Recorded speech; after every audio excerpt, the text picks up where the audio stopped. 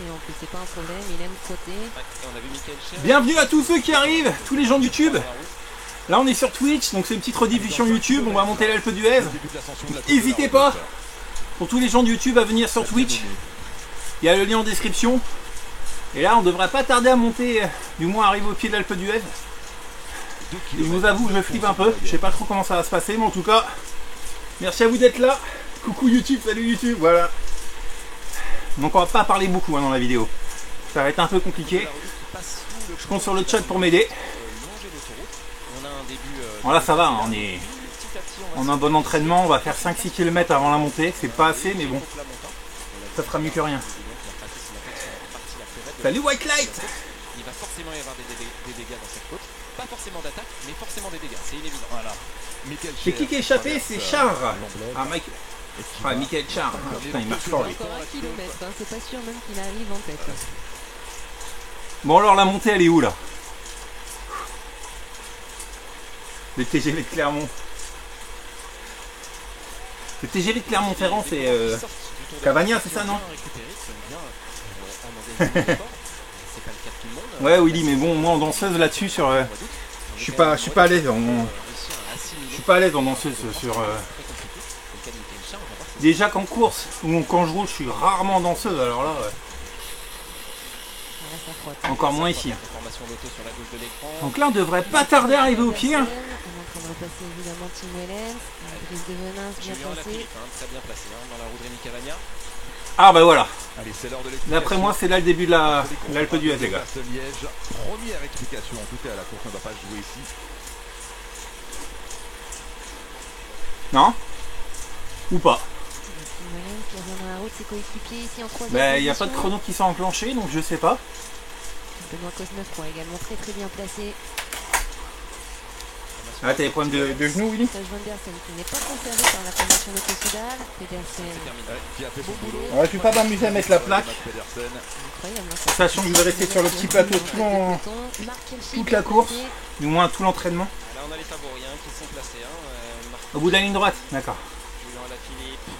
Mais c'est parti pour le début de l'ascension de la côte de la Redoute pour l'homme de tête. Il a déjà commencé à monter. Ah ça c'est con ça Willy. 2 km, mais en réalité elle commence bien avant, dès le pied de Rémouchon. Et on a des parties vraiment très compliquées. Des passages à 13%. Pour l'instant, Michael Char n'est pas dans la partie la plus difficile. Mais c'est sûr, la route. Donc on est parti pour 1h30 je crois de monter. Hein. C'est ça ou pas? L'Alpe d'Huez quand t'as pas de niveau c'est combien? 1h30? Il va être débordé très rapidement, Michael Cher. Inscrit dans la route. Ouais. Dans l'idéal, aurait été Merci Vintador. dans la Redoute. Ah bah c'est là je pense, d'accord. Ah bah on voit direct. Ouh là là la pente. Voilà cette côte de la Redoute. Énormément de camping-cars. Ok. C'est parti les gars. Ça sera les supporters de Loïc Teghem, qui est natif aussi.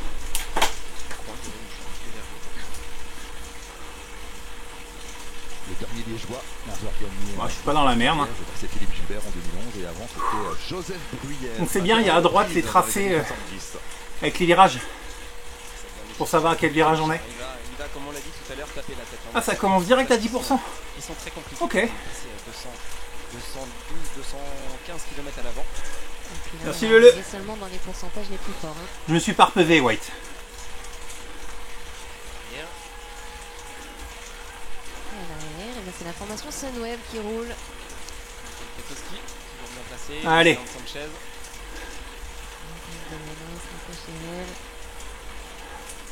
On n'est pas encore dans Il est les chaud. pourcentages les plus soutenus. On rappelle, la pente atteint 14% par endroit dans cette ascension de la côte de la Redoute. Le fameux Scott que Frank Van Den Broek avait attaqué avec le grand plateau quand on a déjà monté cette côte. Ah oui, c'était le mano à mano avec Michele Bartoli. C'était lors de l'édition 99. Roglic très bien placé également. Ouran a remonté. De Venins. Dumoulin un peu plus loin en 20e position. Kirchi fait toujours forte impression. On a l'impression qu'il n'est pas dans la Redoute. On a l'impression qu'il est dans un faux plat. Là je suis à 9 km/h. Il a une cadence de pédalage. Il est très à son aise. Rigoberto Urán pareil. Riley pour la formation Astana. Mais que voilà. Bien placé quand même. Concurrent distancé, c'est le cas de Fabien Grelier. C'est le cas également de Kevin Inkelar, le néerlandais de l'équipe Bahreïn McLaren. Ou encore de Juan Diego Alba, le Colombien, pour la formation Movistar. Alors on prépare peut-être pas forcément une offre hostile de Marc Hirschi, mais en tout cas, le fait de mettre ses coéquipiers à l'avant du peloton, et ben ça en Oh oui, je la sens, White. Regarde, à 100 ça fait km/h. mal, ça fait mal.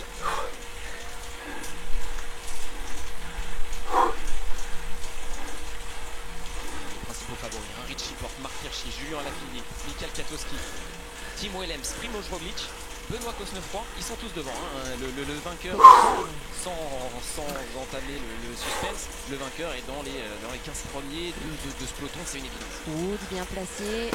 Martin, Costa. Warren Barguil. qui a monté.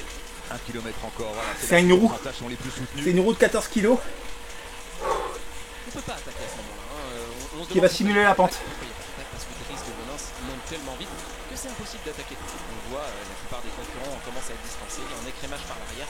À l'avant, c'est quasiment impossible. Vous avez vu, la route n'est pas large. Hein. Quand on est en dernière position du peloton, c'est compliqué. Et ça s'écarte, hein, évidemment. Avec Michael Cherel ici pour la formation AG2R La Mondiale. Toujours Dries de Venins à l'avant. Et là, c'est compliqué. Et on s'approche des pourcentages à 10. Puis 14% à 500 mètres de l'arrivée. Van der Poel en 20e position. Sur le bord de la route, les voitures de la Deceuninck. S'il reste encore des manchettes à enlever, c'est maintenant. Hein. Et s'il faut prendre un dernier bidon, c'est aussi maintenant. Je le vois un peu de côté. Kiatko en 2e position qui n'a pas passé de relais. Donc voilà. Il va se remettre dans la roue de Dries de Venins.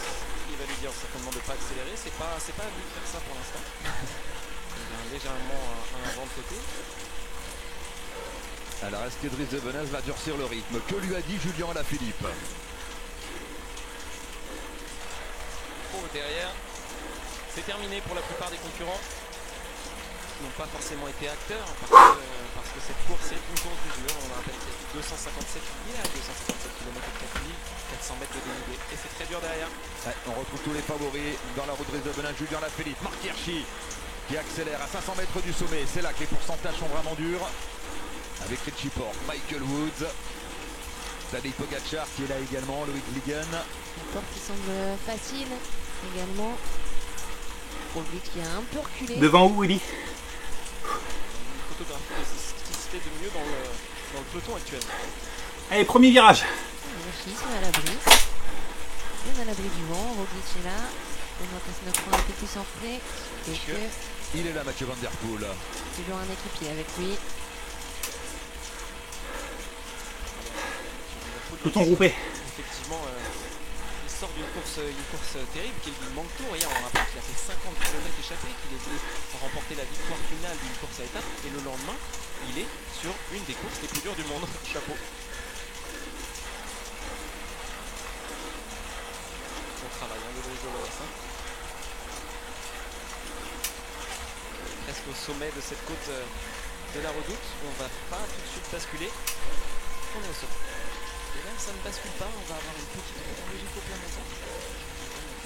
La descente avant d'aller chercher cette dernière difficulté. Il y en aura deux encore. Il y en aura Mais deux. tu cours plus vite que 10 moi, quoi. kilomètres maintenant pour aller chercher la côte des Forges. C'est une blague. Voilà, la côte de Sprimont, hein, 1 km, un peu plus de 7% de moyenne. Bonne Martine, Martine. hein. Ouais, qui fait partie des... Bon, faut dire qu'il lui, il ressent pas la pente, d'après moi. De la doyenne avec Bob Jungels et Wout Poels.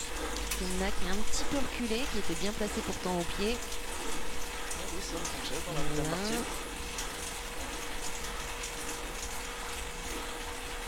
On commence un peu Ouais, à la voir. pluie qui fait son retour. Alors il fait beau à Liège, hein, sur la ligne d'arrivée. On a même plutôt du ciel bleu. Mais au sommet de la côte de la Redoute, un peu plus de 30 km de l'arrivée, c'est la pluie qui attend les coureurs effectivement. Attention, ça va avoir son incidence hein, dans les les derniers descentes. kilomètres, dans les descentes. On se rappelle l'année dernière de Jacques Pulsand qui a fait la différence dans la Roche au Faucon. Et qui fait passer tout Ah, près t'inquiète des pas, chutes, oui. dans la descente sur Liège. Exactement. Allez, pas de Et changement. regardez Toujours derrière le Dries de Venins. peloton en fil. Sous l'impulsion La pente, elle est en de 10%. Derrière, et ben c'est compliqué pour la plupart des coureurs. Cosnefroy très bien, très serein, qui se retourne. Voilà, on est sur ce plateau là, hein, C'est qui suit le sommet de la côte de la Redoute. Petite cassure à l'arrière. Hein. Là, c'est très difficile. Quand on subit la relance et quand on est déjà quasiment au taquet dans cette côte de la Redoute, qu'on subit le train d'enfer de Dries de Venins, ça devient compliqué.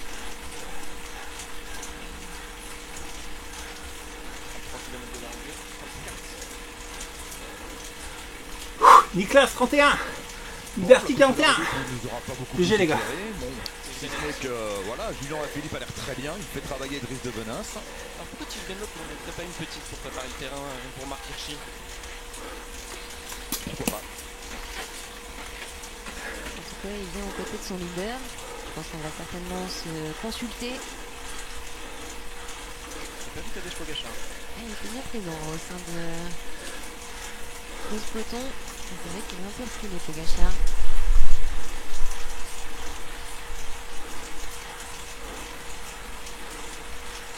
Et Valentin Madouas, toujours dans les dernières positions.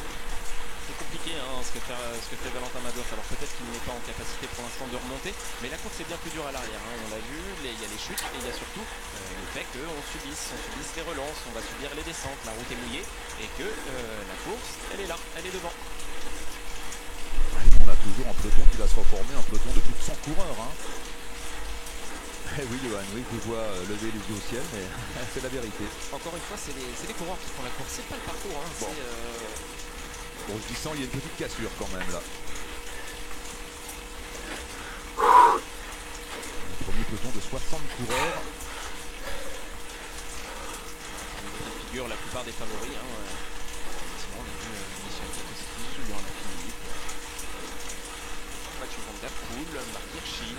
Merci, Vintada. De toute façon, on ne voit pas de monde qui était capable d'attaquer, ça roulait tellement vite. Et ceux qui étaient en mesure d'attaquer, c'est ceux qu'on va retrouver dans la roche au faucon. Woodcourt qui s'est accroché là dans les dernières positions. Ces corners-là, c'est compliqué.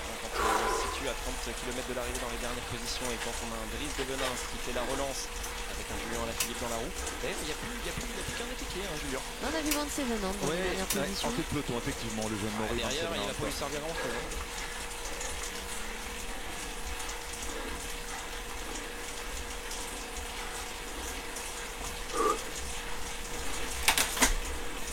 Mathieu Van Der Poel toujours en 20-30e position environ, le champion des Pays-Bas.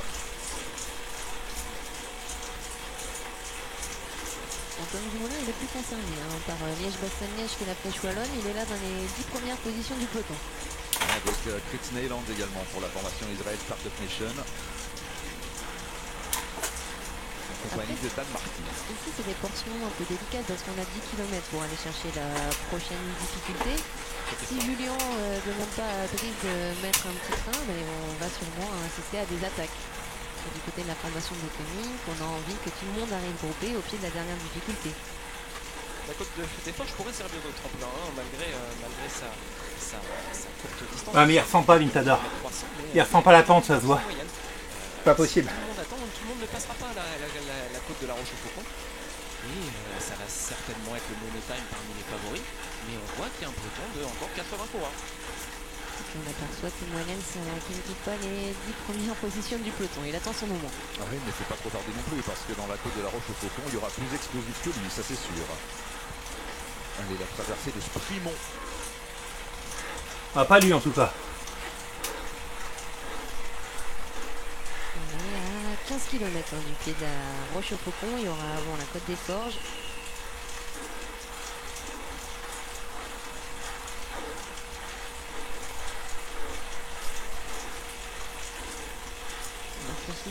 Qui ne quitte pas la roue de Julien Alaphilippe. Ça fait un moment qu'il ne se quitte plus, depuis le Tour de France. Depuis la deuxième étape du Tour, tout simplement. Une petite colloque. Si, il fait quand même.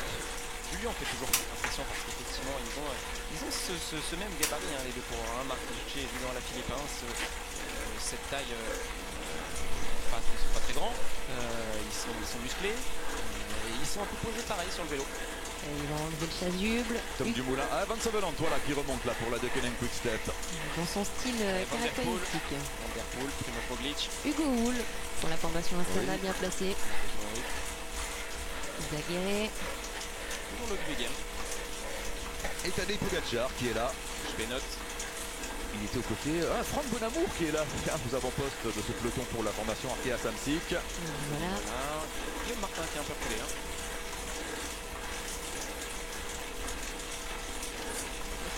Voilà.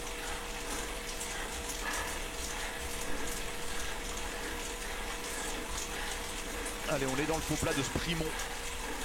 C'est Venance qui donne tout hein, pour essayer de relayer, de venir aider Driss de Venance. Jadis s'appelait la côte de Sprimont, c'est un peu plus d'1 kilomètre à environ 7% de moyenne, c'est pas anodin, surtout à ce stade de la course, hein, après 230 km de course. Terminé pour Waterpools, hein, l'ancien vainqueur.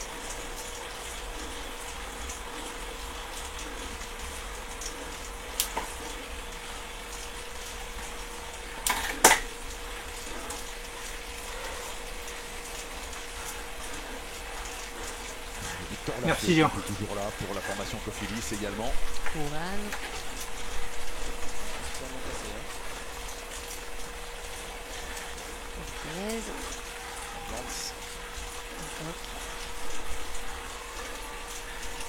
Fait mal ce troupe-là. C'est très mal. Ouais, dans la traversée de Sprimont. C'est très mal. Il arrive au bout de 220 km. Hein, le moindre faux plat et une côte. Hein, on aperçut également Dylan Tuns.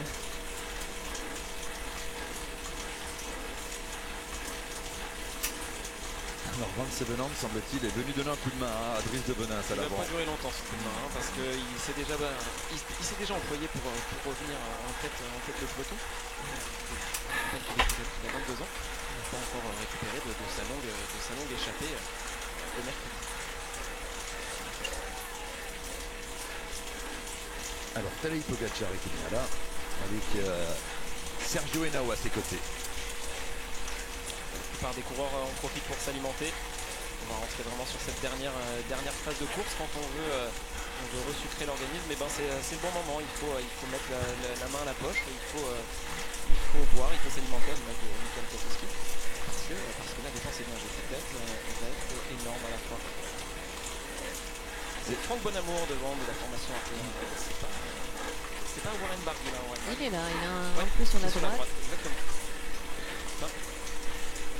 La formation Mitchelton Scott, mais on ne roule pas pour Yates. Yates a abandonné.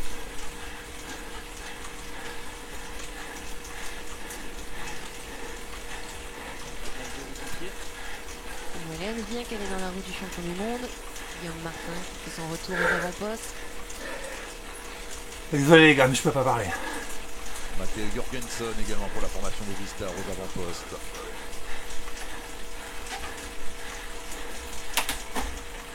Valentin Madouas, il doit être juste. Il doit être juste parce que là c'est des portions où il pourrait essayer de remonter. Van Der Poel bien replacé par un de ses coéquipiers. Il y a Peter Vakoc qui compte deux équipiers aussi. Attention, parce que Mathieu Van Der Poel prépare une offensive de loin dans la côte des Forges. Enfin, de loin, le sommet de la côte des Forges est à 24 km de l'arrivée. Uran a bénéficié du sillage de Mathieu Van Der Poel pour se replacer. Gasparotto. Allez, pour l'équipe NTT, tiens, l'homme des Ardennaises.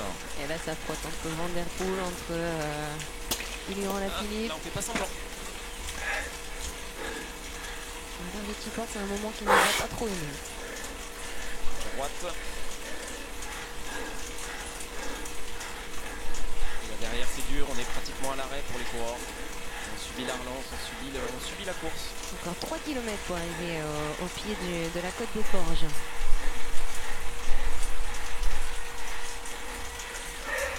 Merci Adri. Ici en dernière position pour la formation Sunweb qui a beaucoup travaillé pour Marc Hirschi juste avant l'ascension de la côte de la Redoute.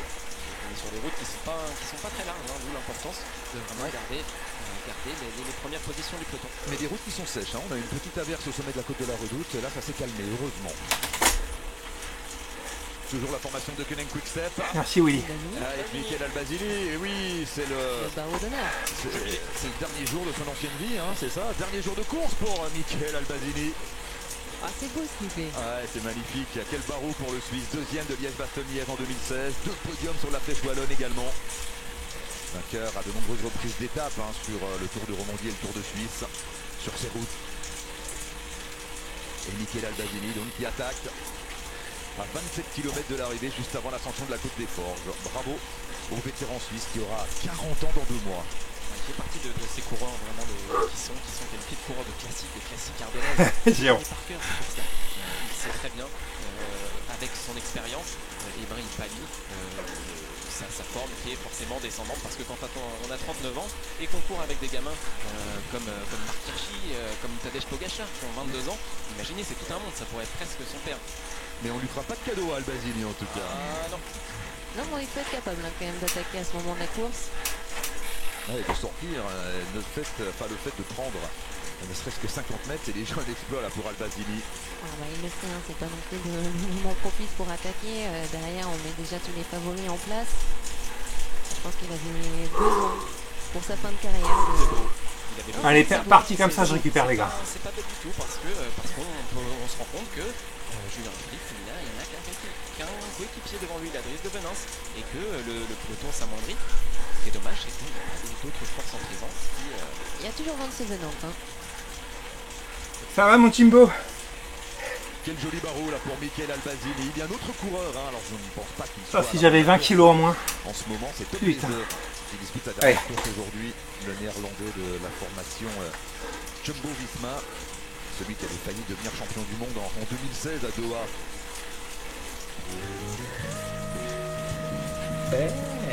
Mais que voilà. Il fait un beau numéro, hein, Albasini. Il va rapidement arriver dans la Côte des Forges. La Côte des Forges, on le rappelle, c'est 1 km, mais c'est 7,8. Merci Ocean. Un pourcentage assez important. Est-ce que derrière, à l'image de Michael Albasini, on va avoir des coureurs qui vont se découvrir? Bande d'enfoirés. Toujours l'énigme, Mathieu Van Der Poel. Virage compliqué à négocier. Mathieu Van Der Poel, il est là en 10e position. Alors, il a pour lui un gros avantage, Mathieu Van Der Poel. C'est sa pointe de vitesse, évidemment. Hein. Faut pas l'amener sur un porte-bagages à Liège. Et là, on y est, hein, au pied de cette ascension. À la relance, là, ça va faire mal dans les dernières positions du peloton. Ouais, et ça fait mal également hein, pour Michael Albasini. La Côte des Forges, ouais, elle n'est pas anodine, hein, notamment sur les deux premiers tiers avec les pourcentages à plus de 8%. Allez. Mais que voilà. Il y en a une là, non? Bien sûr, mais justement, Et belle. il faut trouver des alliés de circonstance dans ce moment-là de la course, parce qu'on va vite arriver dans la roche au faucon et que ça sera trop tard pour la plupart des coureurs. On voit que des coureurs comme Dan Martin se replacent à l'avant, alors que effectivement Antoine Venant a fait son boulot, ouais. son boulot, il s'écarte, mais la plupart des leaders sont là, ils se regardent, on se jauge. Et Julien Lafilippe n'aura plus qu'un équipier dans le final, donc c'est cet homme, Dries de Venance. Marc Hirschi toujours dans la haut, hein, du champion du monde, Kwiatkowski, Dan Martin, Tim Wellens. Ouais, je te confirme, Willy. On est tous les deux au kilomètre 173 et depuis les messieurs sont quasiment pas quittés. Toujours dans la roue de Quentin Jauregui. Madois qui s'est déplacé. Richie Porte qui a encore deux équipiers, je crois notamment Tom Skerns qui est là. Je l'ai vu se replacer en plus, Richie Porte. Albasini toujours avec quelques secondes d'avance sur le peloton emmené par Dries de Venance. Passage à plus de 11%.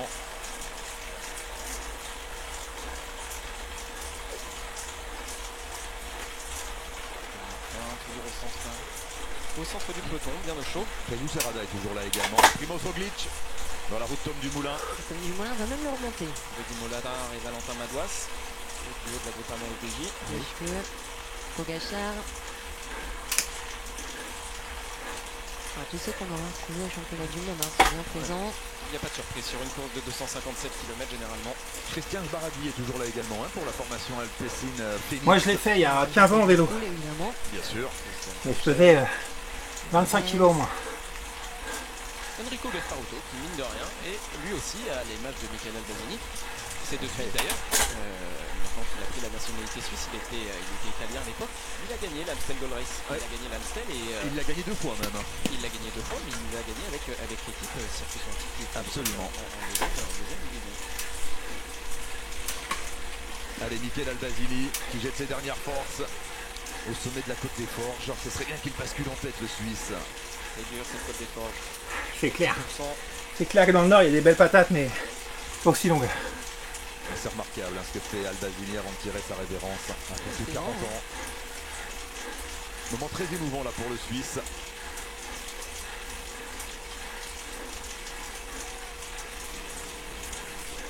David Devenin qui fait un beau tempo. Luis Leon Sanchez. Il va y aller, on va parler, les deux vétérans. Lui aussi c'est un vétéran, 36 ans effectivement. Rui Costa qui va y aller. Le champion d'Espagne, Rui Costa, ça bouge au sommet de la Côte des Forges. Voilà du mouvement. Attention, c'est un filou, Rui Costa. Flaire souvent les bons coups, alors que Luis Leon Sanchez voilà, dépasse Michael Albazini. Juste avant le sommet de la Côte des Forges. Rui Costa va revenir sur l'Espagnol. On a su démarquer également. On va essayer de faire le jump. Tim Wellens y va.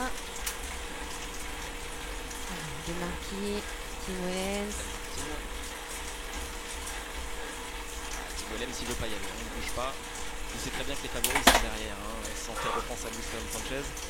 C'était pas un des favoris aujourd'hui. Et Julien Lafilippe y va. Julien Lafilippe. Vrai joueur, Adri, que des vrais. Aïe aïe aïe, c'est terrible là pour Benoît Cosnefroy. C'est derrière, on voit sa cadence de pédalage, on voit qu'il est sur un tout petit braquet, un tout petit développement. Le derrière c'est mieux. Il peut pas descendre, il peut pas descendre, il peut pas tomber les dents. C'est pas le bon moment pour Benoît Cosnefroy. Il peut pas tomber les dents. Deuxième mercredi à la Flèche Wallonne. Malheureusement c'est pas le money time. C'est Marc Hirschi derrière qui essaye de rouler sur Julien Alaphilippe. Alors que vont faire Rui Costa et Luis Leon Sanchez? Est-ce qu'ils vont collaborer? Pas sûr, avec Julien Lafilippe. Et 8 km pour le pied de la côte de la Roche au Faucon. Pour Benoît dommage, Cosnefroy, malheureusement. Il y a La course est perdue malheureusement pour le deuxième de la Flèche Wallonne. Il y a de quoi taper sur son guidon quand on a parcouru 230 km dans le peloton, qu'on a évité les chutes, qu'on est dans le final de la course et qu'on a un ennui mécanique. C'est plus que grave. Et qui va rouler maintenant derrière ce trio? On rappelle que Julien Lafilippe vient de se glisser dans un coup là, avec Luis Leon Sanchez et Rui Costa. Marc Hirschi qui a demandé de venir collaborer. Il n'y a plus beaucoup Kwiatkowski qui essaye de relayer. Oui. Là on joue à une partie d'échecs, il n'y a plus beaucoup d'équipiers. Quand on a mis un point à l'avant, c'est très compliqué parce que les coureurs comme Marc Hirschi n'ont plus quasiment d'équipiers. Il reste Chris Neylands pour Dan Martin, mais on est sur une phase de course qui est très très intéressante. Neylands va faire la jonction. Ça va rentrer sous l'impulsion du laiton Chris Neylands. On a un équipier encore pour Richie Porte. Ça va être Tom Skuns également, les deux laitons. Marc Hirschi bien placé dans la roue. Tim Wellens. Attention au contre là. Tim Wellens. Tim Wellens, c'est le moment choisi par Tim Wellens pour placer ce contre. Là c'est bien vu. Mais bien sûr que c'est bien vu parce qu'il n'a pas l'explosivité pour prétendre à partir dans la Roche au Faucon. Il sait très bien que s'il arrive avec des coureurs comme Julien Lafilippe dans cette côte, il est battu. Allez, deux marquis, Tom Dumoulin. Ça s'anime. Des games. Bon, vous me direz, il est temps, on est bientôt Je veux bien te croire, oui. kilomètres. Quel Cherel. Il y a toujours Chris Devenin pour Julien Alaphilippe. Et Jelle Van Endert. Jelle Van Endert. Et oui, l'ancien coureur de la formation Lotto Soudal qui évolue maintenant au sein de l'équipe Wallonie-Bruxelles. Allez, Chris Devenin qui va vouloir faire un tempo. On n'a pas envie que ça attaque. Enfin, j'aurais dit, toujours bien placé. Qui n'attend pas Benoît Cosnefroy parce qu'à ce moment-là de la course, effectivement, c'est trop compliqué de descendre et d'attendre un peu. Quel malchance pour Benoît Cosnefroy. Benoît qui va peut-être pouvoir rentrer s'il y a un moment d'accalmie. Ça va être compliqué. Là, il va lâcher les forces. S'il faut changer de vélo, c'est quasiment impossible. Mathieu Van Der Poel qui est un peu reculé. Et puis après 240 km de course, s'imposer un effort comme ça entre la côte des Forges et la côte de la Roche au Faucon. Devenin Gros très bien boulot. compris. Quel boulot là pour Martin Chris qui se Devenin. place. Pour Rui Costa. Gun, bien placé. Rui Costa qui a fait son boulot, qui a essayé d'attaquer. Maintenant on replace Tadej Pogačar. Ouais, et puis pour l'équipe Movistar, on a encore du monde. Là, on a Jorgensen qui replace Carlos Verona. Timo Roglic qui est replacé. Ce sont 3 coureurs de la Jumbo Visma. Tim Wellens également qui se replace. Est-ce qu'il va y retourner Tim Wellens? Kwiatkowski qui prend le trottoir. Et encore Luis Leon Sanchez qui accélère avec Tim Wellens dans la roue. Sergio Henao. Attention aux vagues. Valentin Madouas. Il s'est bien placé, Valentin Madouas au bon moment. Il s'est placé bien. quand il fallait. Discret depuis le début de la course. On a un final à la hauteur d'une moyenne. Marc Hirschi qui est dans les 20 dernières kilomètres de Ça va, positions. Cyril? Ouais, les 20 derniers kilomètres avec Luis Leon Sanchez. Tige Benoît qui remonte sur la droite de l'écran. Rudy Mollard dans la roue. Allez, Marc Hirschi Hirschi remonté. Neylands. et Kwiatkowski au sa frotte à l'avant du peloton. Ça joue des coudes. Kwiatkowski qui s'est bien placé, qui a profité du virage pour faire l'extérieur. Ça va, Cyril. C'est un peu mort là, mais ça va. Et là, on a échangé les rôles. C'est Marc Hirschi et dans sa roue, Julien Alaphilippe. Enfin, Madouas en deuxième position, c'est bien ça, du côté français. Gasparotto. les 5 km encore avant le début de l'ascension de la côte de la Roche-au-Faucon, qui a souvent été décisive. Voilà, la côte de la Roche-au-Faucon, au moins à 3 reprises ces dernières années. Andy Schleck y avait construit son succès en 2009, Bob Jungels en 2018, et puis l'an dernier, évidemment, la victoire de Jacob Fuglsang qui était parti dans cette ascension de la côte de la Roche-au-Faucon. La Roche-au-Faucon, Marion, c'est une côte qui est répertoriée effectivement sur le papier de 1 km 3 à 11%, mais elle est plus complexe que ça. Oui, c'est vrai. Non, c'est vrai, elle est très difficile. Et puis surtout, il y a cette ascension de la Roche-au-Faucon, mais c'est surtout derrière. Derrière, il y aura une redescente de 1 km et 2 km de faux plein montant avec 1 km à plus de 6% de moyenne. Un peu un final similaire au championnat du monde la semaine dernière. À 14 km de l'arrivée, et effectivement, on avait vu Julien Alaphilippe porter son Ah, attaque. c'est gentil de m'encourager, Cyril. Les meilleures forces en prévalence. Alors aujourd'hui, on n'a pas Wout van Aert, mais on a d'autres Belges, des Hollandais, des Slovènes qui sont tout aussi costauds. Formation Trek aura fait un sacré travail tout au long de la doyenne. Si Richie Porte ne s'impose pas, en tout cas, il pourra dire merci à l'ensemble de ses coéquipiers.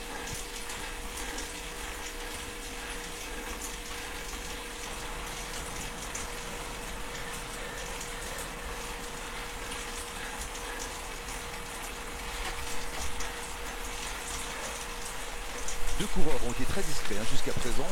Ce sont les deux Slovènes, les deux héros du Tour de France, Tadej Pogačar et Primož Roglič. 3 km avant le pied. Oui, de la Roche-au-Faucon. On change de vallée, on a quitté la vallée de l'Amblève, on plonge maintenant vers la vallée de l'Ourthe. Et ce sera le début donc de l'ascension de cette dernière difficulté.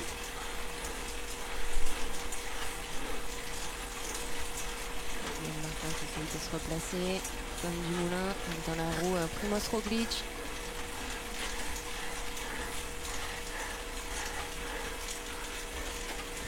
Il reste du monde, Ouais, toujours un peloton de plus de 60 coureurs à 17 km de l'arrivée.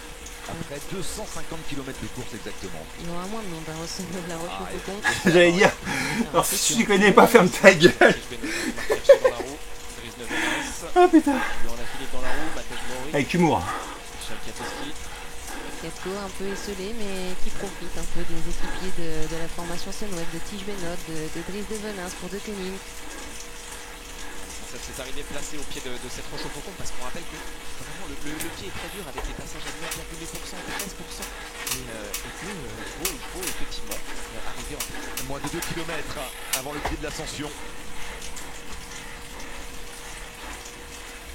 Quand on voit le bilan de Dries Nevenes, on imagine que Julien Alaphilippe a choisi cette côte de la Roche-au-Faucon comme tremplin pour aller chercher une première victoire dans Liège-Bastogne-Liège. On ne va pas attendre un sprint et on ne peut pas compter sur des coureurs effectivement comme Mathieu Van Der Poel. Mathieu Van Der Poel, il est capable de gagner un sprint massif. Donc, on ne va pas l'amener comme ça évidemment. Voilà, on longe l'ourte, on ne va pas l'amener comme ça dans un fauteuil Van Der Poel, c'est pas possible. 1 km. Kilomètre avant d'avoir l'attaque de Julien Alaphilippe. Oh merde. Ça va sauter. Oh, pas maintenant. Mais il y a des clients. Pas maintenant. Évidemment de Julien Alaphilippe, mais on va surveiller Hirschi. Pas maintenant. Qui est en 3e position. C'est rien, c'est de ma faute. La bouteille est tombée sur le clavier. C'est rien, c'est rien. Qui sont derrière, C'est bon. qui ont plus grande utilité dans cette côte de la Roche-au-Faucon. Ouais, il y a notamment le tout jeune belge, Ilan Van Wilder en première position. On jette Ah, ça m'a cassé. on garde un seul bidon. Ah, ça m'a cassé. Bien. On le jette. Julien Alaphilippe, un coup de bidon. C'est Matej Mori. Trois Slovènes finalement du coup. Lui qui n'avait même pas été retenu pour le mondial dans l'équipe. Jimbo, 33, merci à toi. Matej Mori, avec Gasparotto également. Sur la Jumbo Visma. Ils sont trois. Trois coureurs avec Tom Dumoulin, Primož Roglič. Le cœur il devient mimique là. Moric et Roglič, les deux Slovènes. Allez, 300 mètres. Sergio Henao est là également. Où est Tadej Pogačar? Guillaume Martin qui se replace avec Loïc Liguen sur la droite de l'écran. C'est le moment de se replacer. 15 km de l'arrivée, toujours Albazini. Liguen, Albazini qui s'est fait rattraper et maintenant qui roule.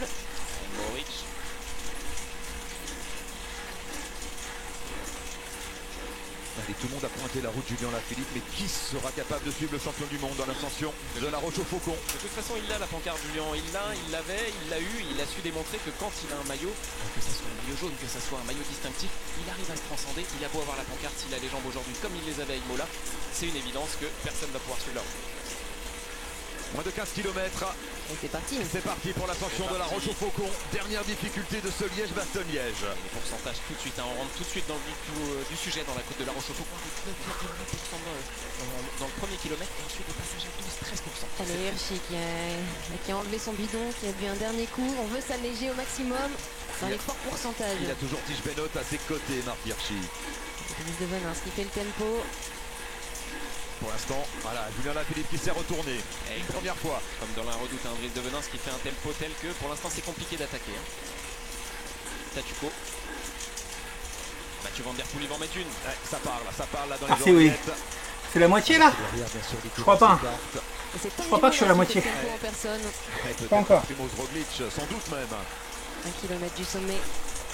Le problème pourquoi on voit pas une attaque de Mathieu Van Der Poel, c'est qu'il va vite au sprint et qu'il se dit que s'il passe cette côte de la Roche au Faucon, il y a peut-être... Il a presque fait le plus dur. Il a presque fait le plus dur, Mathieu Van Der Poel, s'il passe la Roche au Faucon avec les meilleurs, ça c'est sûr. Mais il y aura des attaques, Johan.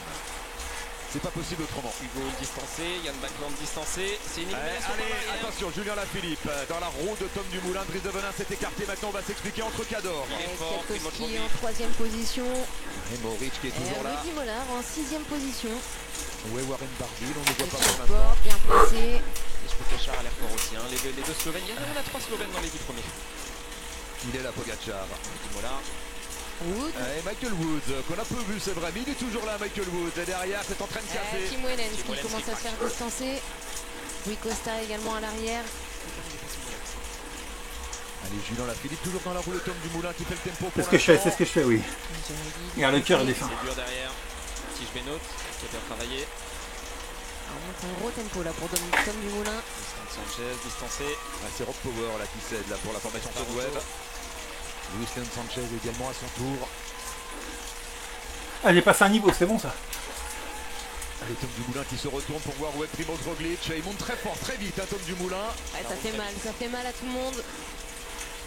Tom Dumoulin, et là il est à bloc, Woods qui semble pas mal. Oui. Et Van Der Poel qui est toujours là en 10-15e position, qui s'accroche. Le gros tempo là de Tom Dumoulin, très fort dans le final de Liège-Bastogne-Liège. Pour l'instant, personne ne peut attaquer. Tim Wellens a été distancé. On est dans les plus gros pourcentages hein, là. Julien il se retourne. Allez, Est-ce que Julien c'est le moment d'en Lafilippe. mettre une? Le problème c'est que si Julien il en met une maintenant, on a toujours Tom Dumoulin qui est devant, qui bénéficiait. Ça y est, c'est et parti c'est pour le Julien moneta. Lafilippe. À moins de 14 km de l'arrivée, qui va être capable de prendre la roue du Français. Et comme au championnat du monde, personne n'est capable de suivre la route Pour de l'instant, Lafilippe. personne. Julien Lafilippe qui accélère.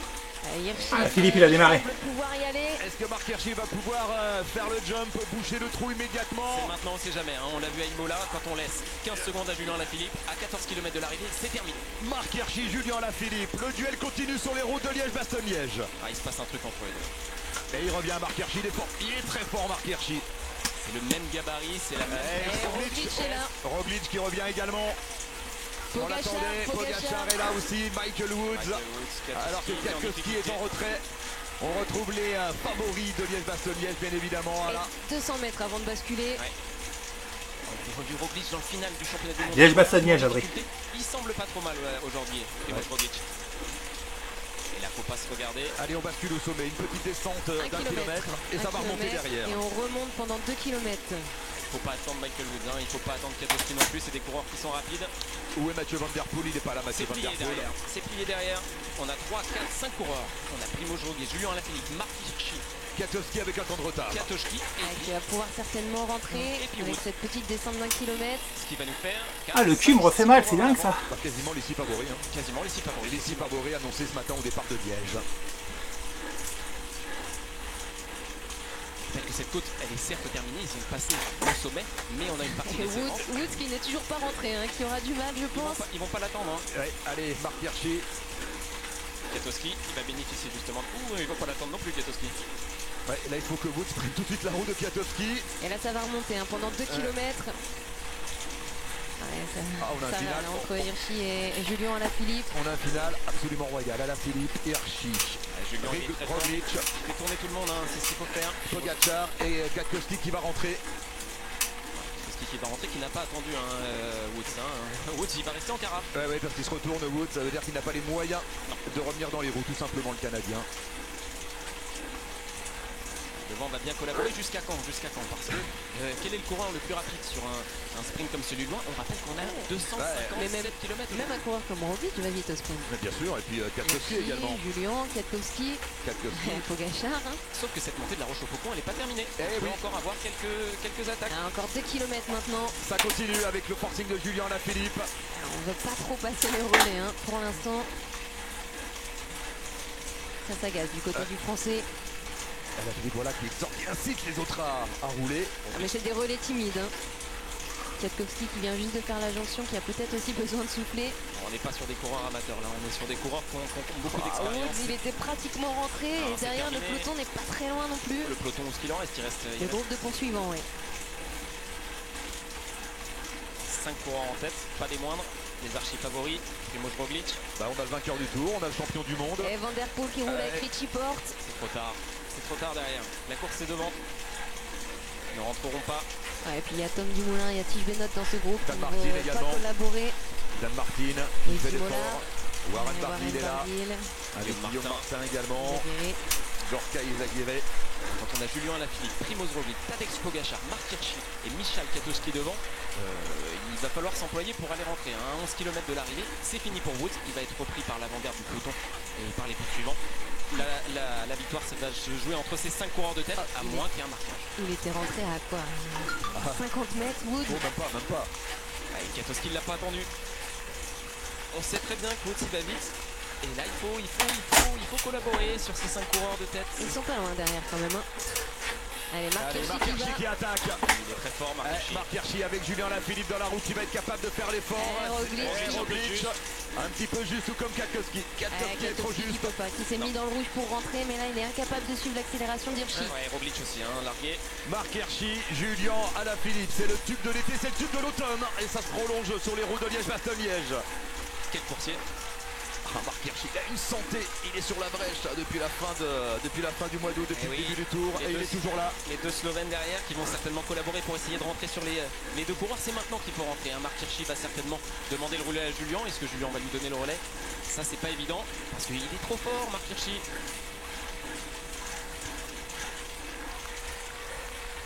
Julien sait que Marc Hirschi, c'est un des clients, c'est un des hommes à battre. Marc Hirschi demande de le relais à Julien, sauf que Julien essaie très bien Ça va rentrer. Les deux Slovènes qui vont rentrer derrière, c'est Mathieu Van Der Poel maintenant qui est parti en contre. Avec Woods dans la roue, Richie Porte qui serre des dents. Benoît, Rudy Mollard, Matej Maurit, Guillaume Martin, Tom Dumoulin toujours présent. 24 secondes de retard pour ce groupe. Les deux Slovènes sont rentrés. Roglic et Pogacar sont rentrés. 4 coureurs, 23 secondes d'avance. Roglic Et c'est Roglic qui accélère. Roglic, c'est une accélération parce que c'est le plus faible de ce groupe-là. Il sait très bien que là, à la pédale, il a perdu. Et là, d'ailleurs, il n'arrive pas à distancer ses compagnons d'échappée. Bon, c'est pas mal comme finale. C'est très bien. Allez, Moritz qui va. Et Mathieu Van Der Poel qui paye aussi les efforts consentis hier, évidemment, sur le mur de Grammont. C'est déjà exceptionnel ce qu'il fait là. Et Kwiatkowski a explosé. Hein. Ouais. Et ils sont pas si loin, ils sont pas si loin, le groupe Van Der Poel n'est pas si loin. 22 secondes à 10 km de l'arrivée, il faut pas que ça se regarde devant. Allez, maintenant 5 km de plat avant d'aller chercher une descente de 3 km. Julien, il est tombé sur un Marc Hirschi qui était très fort. Il aurait pu se détacher justement après, bénéficier du marquage des coureurs de Pogacar, de Marc Hirschi, de Primož Roglic. Il n'a pas réussi à faire la différence sur Hirschi. Et du coup, là, on va avoir... Tout à fait, Willy. Est-ce que des attaques, le coureur le plus rapide, on ne sait pas. Après 257 km, c'est compliqué. Ça va jouer à la fraîcheur, évidemment, plus que sur les qualités intrinsèques de sprinter. Attention à pas trop se retourner parce que si on favorise le retour de Mathieu Van Der Poel, on s'enterre à l'avant. On collabore, mais effectivement on est battu. 20 secondes. On n'a pas d'équipier pour rouler derrière, à moins qu'il y ait un marquage entre les 4 coureurs qui sont effectivement les plus forts du peloton. On a Richie Porte qui va rouler, on a Guillaume Martin qui va rouler. Mais dans quel but? De revenir sur les échappées. Si on roule et qu'on fait l'effort, on a course perdue. On se retrouve un peu dans le même scénario qu'au championnat du monde où on avait un coureur comme Wout van Aert qui était très fort derrière, mais si lui faisait l'effort, il avait course perdue. Allez, 9 km encore. 19 secondes d'avance pour les 4 hommes de tête. On rappelle, le vainqueur du tour, Tadej Pogacar, le deuxième du tour, Primoz Roglic, Marc Hirschi, le vainqueur de la Flèche Wallonne, et le champion du monde, Julien Alaphilippe. Allez, Roglic qui pense bien à se ravitailler une nouvelle fois. Et que sur des coureurs qui savent gagner, hein, qui ont ce potentiel de vainqueur, qui savent faire. Et justement, c'est tout l'intérêt de ce final qui est haletant. Ouais, avec le gros forcing là de Mathieu Van Der Poel, 14 secondes de retard pour le groupe Van Der Poel. Que Mathieu Van Der Poel, quand il a gagné la Amstel, il avait ramené tout le monde. C'est vrai, et il avait battu au sprint Fuglsang et Alaphilippe qui était échappé depuis plus de 40 km. Et puis pour l'instant, on collabore avec en plus Van Der Poel. Merci Willy. Tout le monde passe en bout de relais. À 8 km. 12 final. secondes.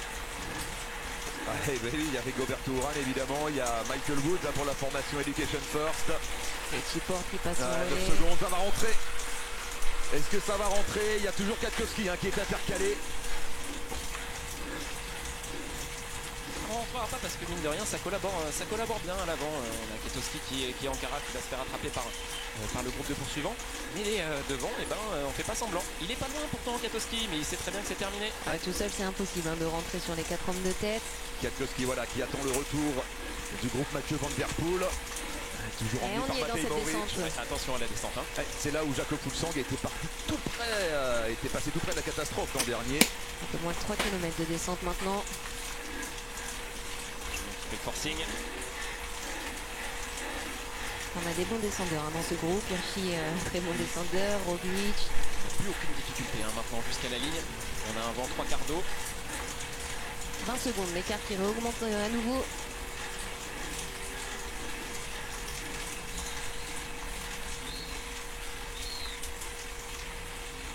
Collabore bien mine de rien. On s'est mis des bonnes tenues hein, dans le final. La cité ardente Liège qui va accueillir donc l'arrivée de la doyenne. Dans moins de 7 km, 7 km 200 à parcourir encore.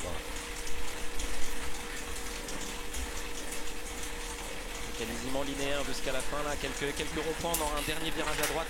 20 secondes d'avance. Juste après la Simon Geschke. Simon Geschke, victime d'une crevaison pour la CCC. 19 secondes d'avance.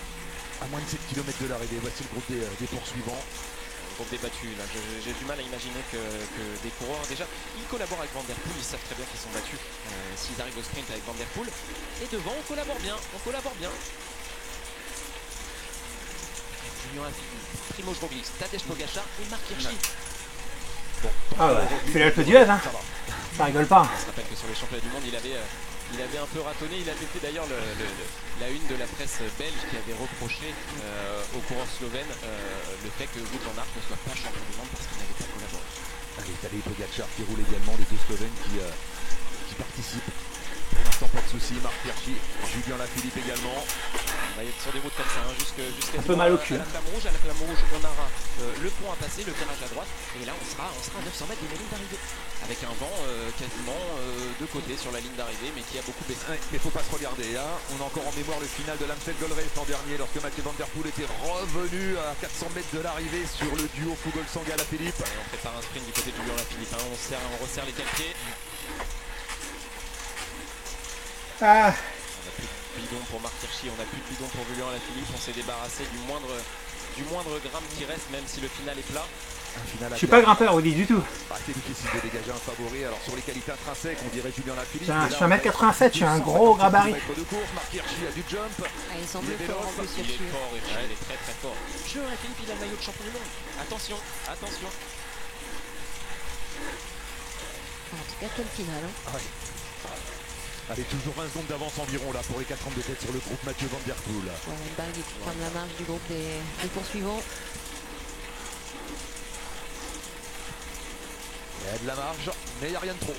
Ouais, puis on Sprinter, commence à Willy. s'observer. Ça y est, on ne passe plus de relais avec Van Der Poel. À l'époque. Bien sûr, on était revenu, mais peut-être un peu trop proche. Et puis après, quand on voit les concurrents qui sont devant, les 4 coureurs de tête, eh ben, on imagine que la victoire est aussi possible dans ce groupe à l'arrière. Et du coup, on ne veut plus collaborer avec Mathieu Van Der Poel.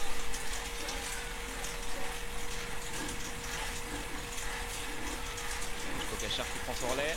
Et 2 hommes du classement général du Tour de France qui sont et 2 punchers. présents encore 15 jours après dans le final de Liège-Bastogne-Liège. Comme quoi cette course c'est une classique, mais c'est une classique de grimpeurs et de punchers. On l'a à l'image à l'écran tout de suite. On a les 2 meilleurs grimpeurs du Tour de France, premier et deuxième, et on a certainement les 2 meilleurs punchers avec Julien Alaphilippe et Marc Hirschi. Allez, 21 secondes, 22 secondes maintenant derrière apparemment. L'entente n'est pas exceptionnelle. La seule possibilité pour que les coureurs, les poursuivants rentrent, c'est qu'il y ait une neutralisation entre ces 4 coureurs, parce que ces 4 coureurs sont très forts. Et donc, qui va rouler, qui va emmener le sprint, il va forcément y avoir un moment où on va se regarder. Julien Philippe, il a toujours une seule surchaussure, il va lancer une mode s'il gagne aujourd'hui. Demain, je vais rouler avec. Salut Donald. À la Woods, comme l'année dernière, avec une seule jambière. Allez, tant que l'écart est de 20 secondes, ça reste possible là, pour Mathieu Van Der Poel et les autres. Parce qu'évidemment, on va se regarder dans le final. On va se regarder dans le final et on a un vent 3 quarts d'eau toujours. 4 km encore. J'ai chaud. Et là, ça va aller vite, hein, maintenant jusqu'à l'arrivée.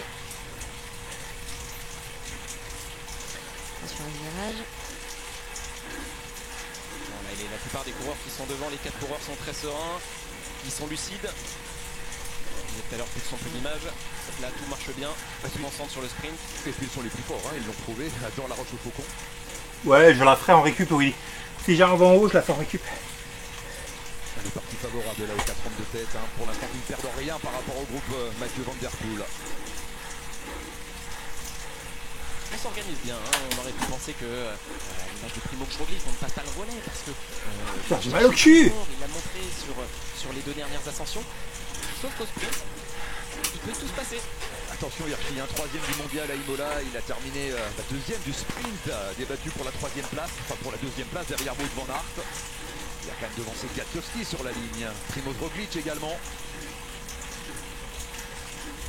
Et puis il a une telle confiance, Marc Hirschi. On se souvient de ce sprint très serré avec Julien Alaphilippe à l'arrivée de la 2e étape du Tour de France à Nice. Exactement. Oui, il a peut-être manqué un peu de confiance en lui ce jour-là. Et Julien, il l'a déjà battu, Marc Hirschi, au sprint. C'est un avantage dans la tête d'un coureur, hein, quand on sait qu'on a déjà battu au sprint un de ses concurrents, forcément.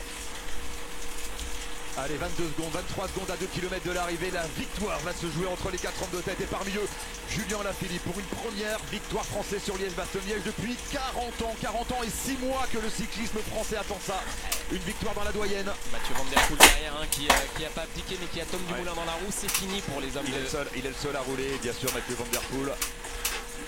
Bon, c'est déjà remarquable hein, de le retrouver là. À ce Évidemment, stade de la Tom course. Dumoulin ne va pas coopérer. On a toujours Roglič à l'avant. On a Richie Porte, on a Guillaume Martin, on a Rudy Mollard. Un Non, c'est kilomètre fini pour ces coureurs. Ryan Barguil est toujours présent dans le groupe des poursuivants. Ça va jouer entre ces 4 hommes, c'est officiel. Allez, Primož Roglič, Marc Hirschi, Tadej Pogačar, Merci, oui. Julien Alaphilippe. Ça va Marion? C'est un clin d'œil à l'orange à la mer. Oui, ça va. Et là, ça va être peut-être le moment où on va un peu se regarder. On se dit qu'on a 24 secondes d'avance et que la victoire passe La entre flamme ces rouge. 4 hommes. La flamme rouge dans quelques instants, on longe la Meuse. Roglič n'est pas le plus rapide au sprint. Hein. On a vu qu'il manquait un peu d'explosivité sur les bosses.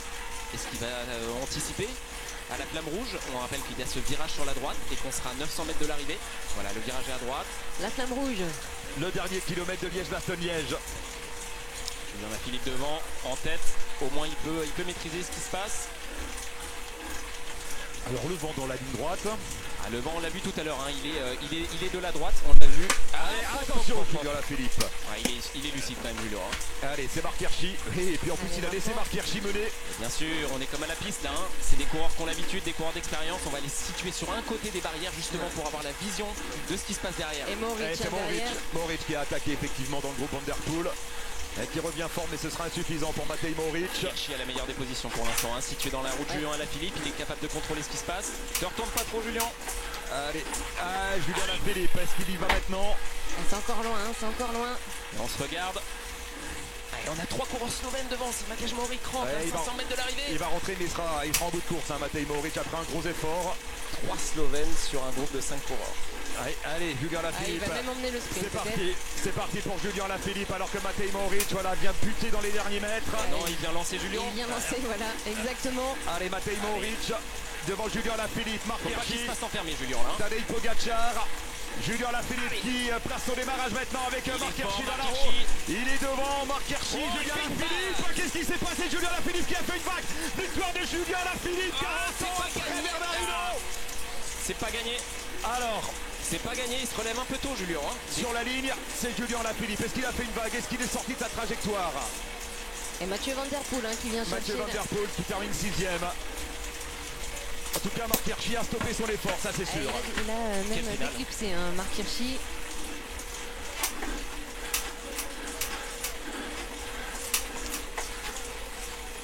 Allez, on voit Matej Mohoric sur sa lancée, qui lance le sprint en quelque sorte. Julien Lafilippe qui prend Je suis mort, Spark, mais ça va. Matej Mohoric. Marc Hirschi bien dans la roue. C'est à ce moment-là que se fait l'erreur, c'est que en fait Matej Mohoric s'écarte légèrement. Julien Lafilippe lance le sprint. Il se rabat sur Matej Mohoric. Là, il est dans la roue, il est en train de le déborder. Ah, il change de ligne, hein, Julien. Hein. Il change de ligne, il est sorti de son couloir, on est dans les 200 derniers mètres. Et regardez. Roglic qui revient in extremis. Ah, mais quelle finale de dingue. Quelle finale de déglingo, comme dirait notre ami Mathieu Lartaud. Là, c'est l'incertitude. Qui a passé la ligne en premier? Primoz Déjà, Roglic. On nous annonce Primoz on Roglic. nous annonce Primoz Roglic. Julien Lafilippe deuxième, Marc Hirschi troisième. Primoz Roglic vainqueur, qui a donc sauté Julien Alaphilippe sur la ligne. Et c'est hallucinant. Alors Julien s'est relevé trop tôt.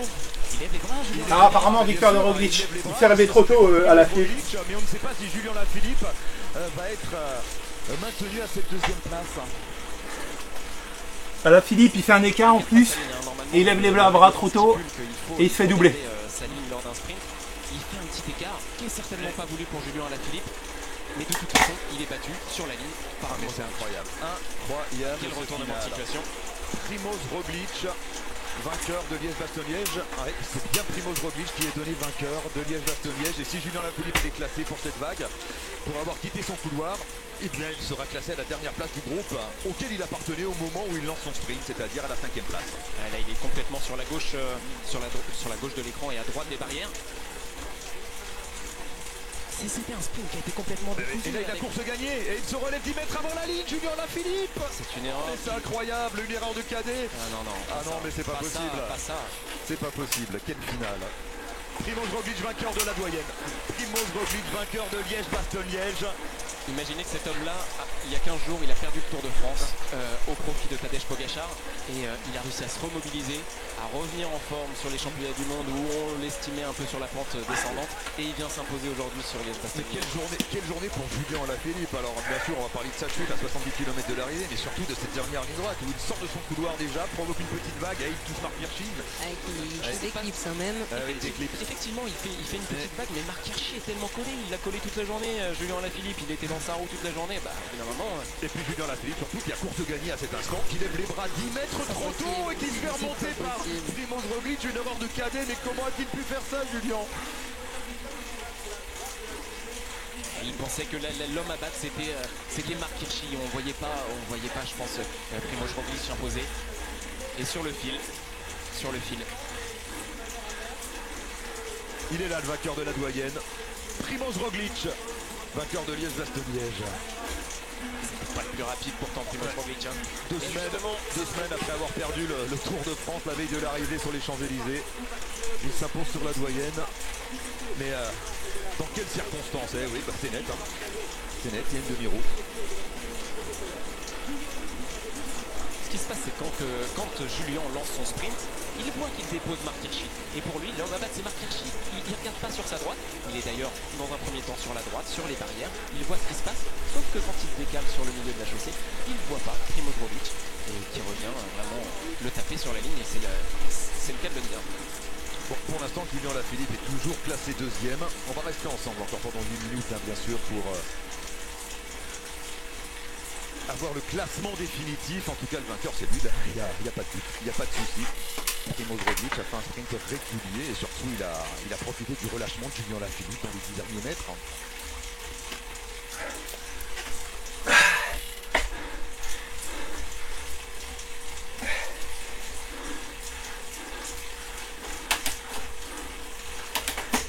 Alors une question également qu'on peut se Oh, ça fait du bien, là. Est-ce que le fait d'avoir fait cette petite vague n'a pas déconcentré Julien Alaphilippe dans les derniers mètres Mais bien finalement. sûr qu'il le sait, Julien. Au moment, il fait.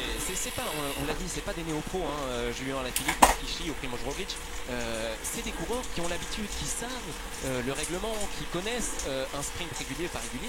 Au moment où effectivement Julien fait cette petite faute, il se passe un centième, un dixième de seconde dans la tête de Julien Alaphilippe. Il sait peut-être Salut, Enzo. qu'il a fait une erreur, il lève les bras et ça suffit à Primož Roglic de le dépasser vraiment sur la ligne. Parce qu'à ce moment-là, il est complètement sur la droite de l'écran. Il revient se situer au milieu de la chaussée. Et ça bloque également Pogačar. Hein. Il pense que Attendez, c'est hallucinant. C'est hallucinant. Il coupe son effort, il arrête de pédaler à 10 mètres de la ligne, lève les bras et se fait dépasser, sauter sur la ligne comme on dit par Primož Roglic. Et pour l'instant, pas de disqualification pour Julien Alaphilippe. D'accord, Nico. N'importe quoi. Final qui n'a pas fini de faire parler. Ah, la Philippe déclassé, hein, c'est normal normalement. Il y aurait eu plusieurs choses à montrer dans les écoles de vélo aujourd'hui. Hein. Ah, les oreillettes. Que ça soit, La fringale. La fringale, que ça soit les chutes et la position dans le peloton, ou que ça soit... la course, elle n'est pas gagnée tant que la ligne n'est pas franchie. Les mains, il aurait eu le temps de l'élever après la ligne d'arrivée. On va écouter Primož Roglic, bien sûr. Est-ce que vous pouvez nous raconter... Après, me dites pas le Tour d'Italie, les gars, s'il vous plaît. Incroyable. Je vais regarder après le Tour d'Italie. C'est juste incroyable. C'était tellement serré.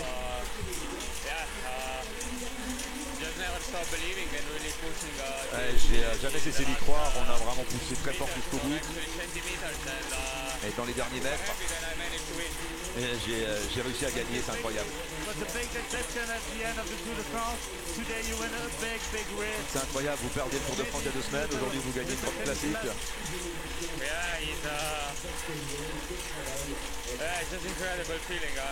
Ouais, c'est un sentiment incroyable.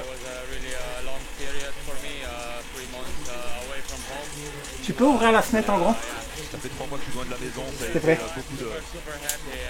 beaucoup d'événements pour moi ces dernières semaines, je suis très très heureux. Mais bon, voilà, à la fin j'ai réussi à gagner quelque chose de grand. On a bien un Tom Dumoulin très très fort aujourd'hui Merci. avec vous. Ouais, exactement. Tom a été très fort dans le final. Mais bon, merci aussi tous les gars de l'équipe. Ils ont tous fait un super travail. Et puis comptez sur eux tout le temps. Non, je suis pas le Tour d'Italie, les gars.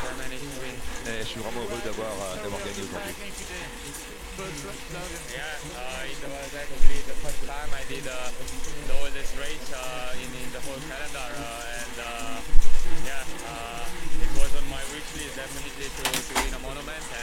Ouais, c'était un de mes objectifs de gagner un monument.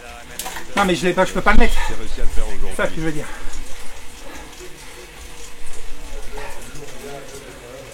Bon, un final qui nous laisse pantois. Vraiment, c'est... Ouais, à la télé, ouais. On avait imaginé beaucoup de choses, mais pas ça. Pas ça. Et qui termine deuxième comme Oui, pour en l'instant, 2015. qui est toujours classé à la 2e place, effectivement. Et voilà, et si le classement reste en l'état, on se souviendra que Julien a perdu Liège-Bastogne-Liège pour s'être relâché à 10 mètres de la ligne. Quand on revoit les images du sprint, on se rend compte que c'est assez limpide. Hein. Il lance son sprint sur la droite de la chaussée. Il ne se méfie pas du tout de Primož Roglic. Il a un seul adversaire, c'est Marc Hirschi. Il sait qu'à ce moment-là, Marc Hirschi est battu. Sauf que, effectivement, on a Primož Roglic bien sur les tout derniers.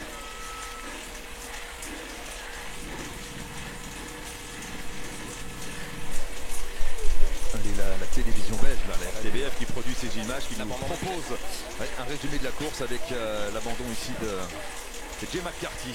Et de Greg Van Avermaet. Oui, également, qui va tarder à se relever, Greg Van Avermaet. Le Belge doit abandonner. Une autre chute, cette fois dans la descente de la côte de One. Au kilomètre 173, effectivement, cette fois-ci, qui aura eu beaucoup d'incidence puisque Warren Barguil était à terre, Julien Alaphilippe était à terre, Marc Hirschi aussi, mais surtout Damiano Caruso qui ne repartira pas à ce moment-là. Ouais, tout comme Michael Valgren.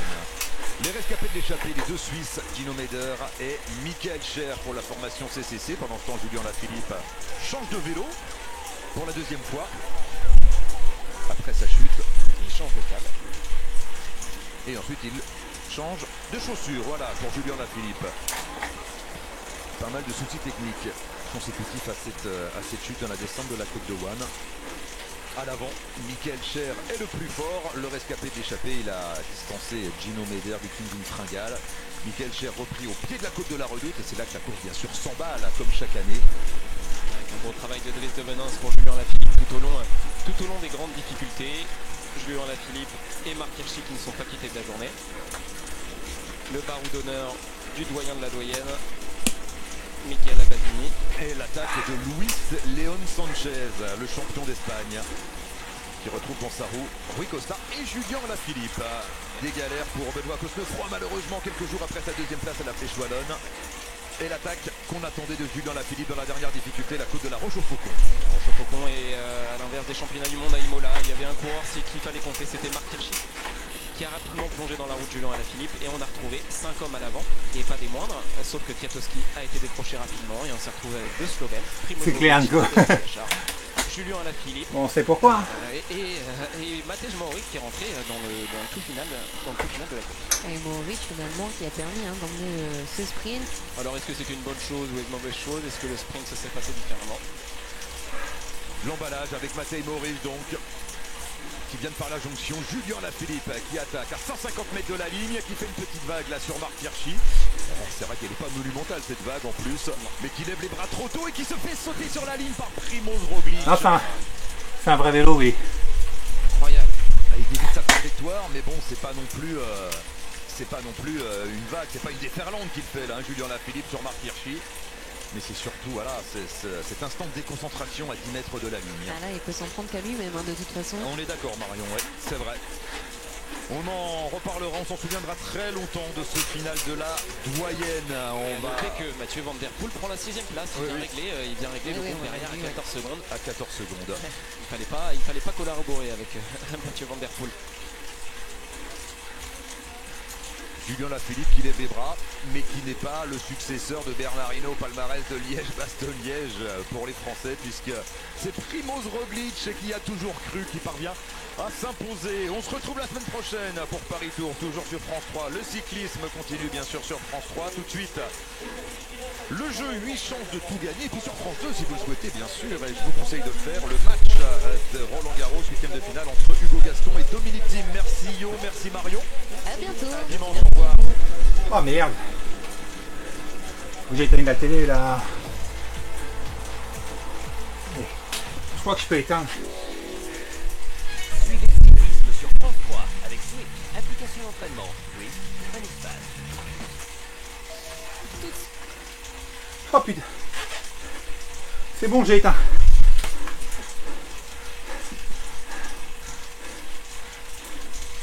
À Paris Tour, mais c'est plus plat.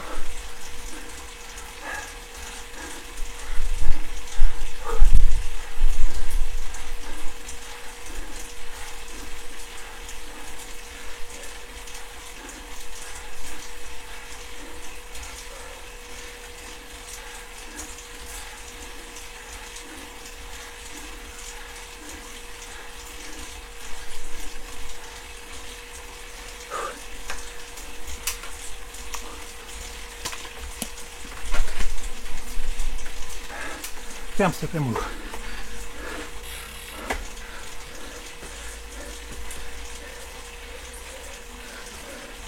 Ferme s'il te plaît. Si tu sors et tu fermes s'il te plaît. Je reviens après, Nathalie. Non, sérieux. Il croit que c'est un jeu vidéo, lui. Il vient l'air de dire je peux jouer.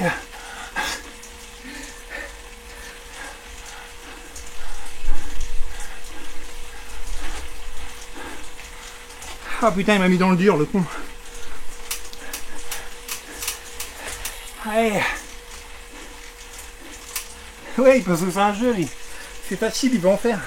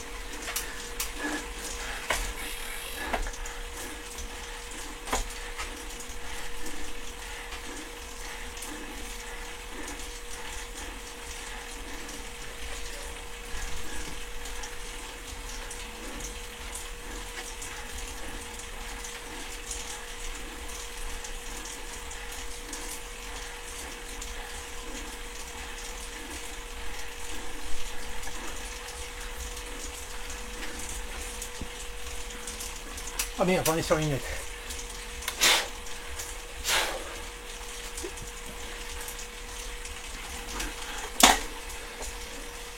Ah.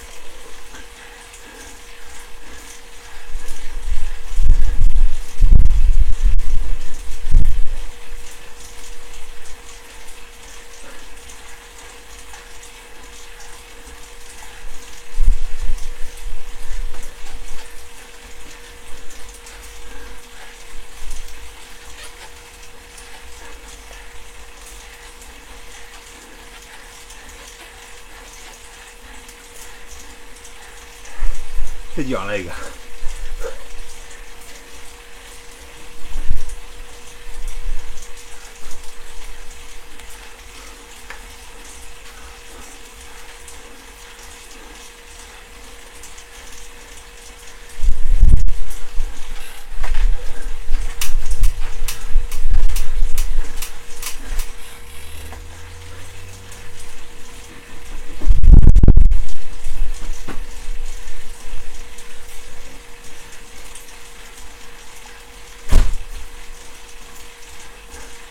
Oh, la fenêtre qui se ferme. Oh non, allez, réouvre-toi, ouais. Oh putain.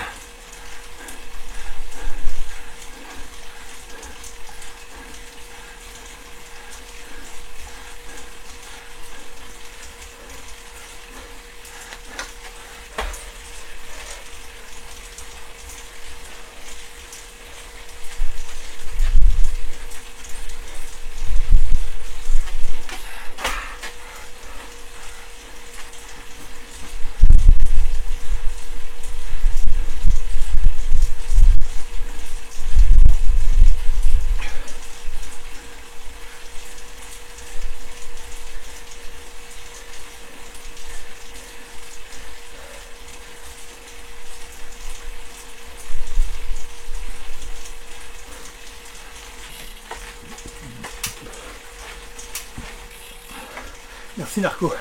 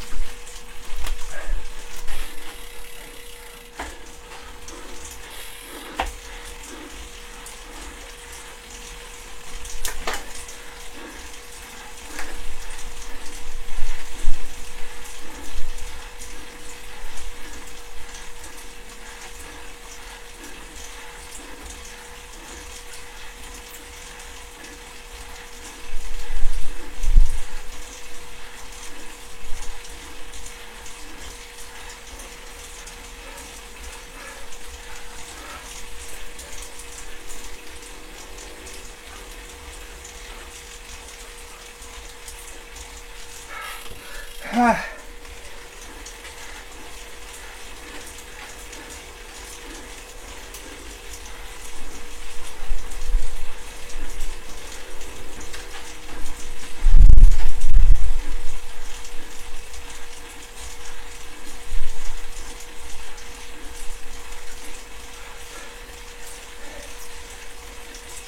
Ah, c'est dur, Willy.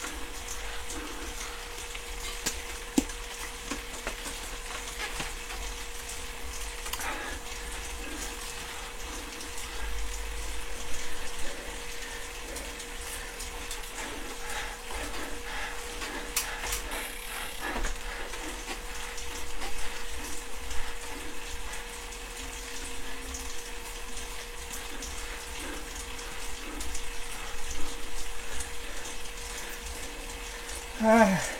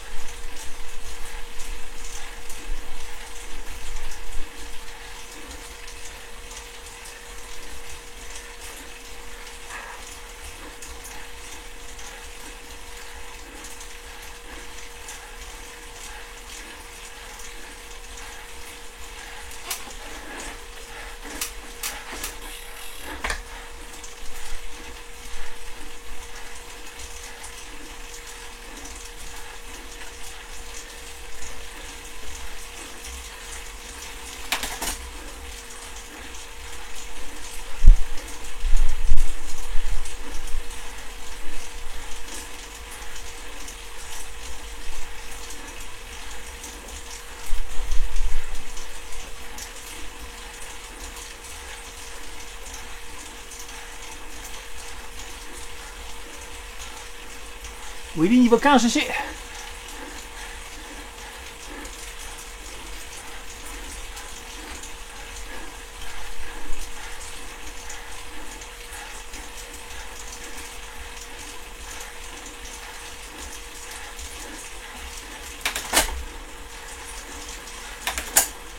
Ah, c'est fini.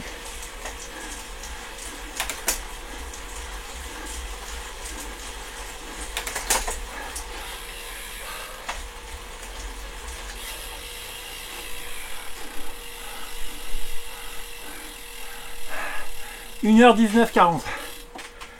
Merci les gars. Est-ce que j'ai gagné? Ah, j'ai gagné des gants. Attendez les gars, on va faire la descente. Je vais juste enlever mon haut et mettre un autre truc là. Je suis trempé.